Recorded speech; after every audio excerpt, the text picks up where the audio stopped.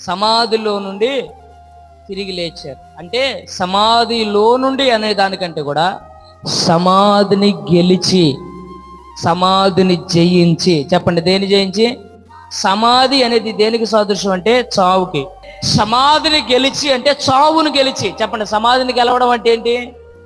అది ఈరోజు మనం అందరం ఈ రీతిగా ఆత్మీయులంగా ఒక సంతోషంతో, ఒక ఆనందంతో, రక్షణ ఆనందాన్ని కలిగి మనమందరం ఇటు రీతిగా దేవుని సన్నిధిలో స్తుతించడానికి దానికి కలిగినటువంటి ఒక మూల కారణం, ఒక బలమైన కారణం ఏమిటంటే ప్రభువు మాట్లాడుతూ అంటున్నాడు కదా, నేను జయించి ఉన్నాను. దేవునికి స్తోత్రం చెప్పండి, హల్లెలూయా.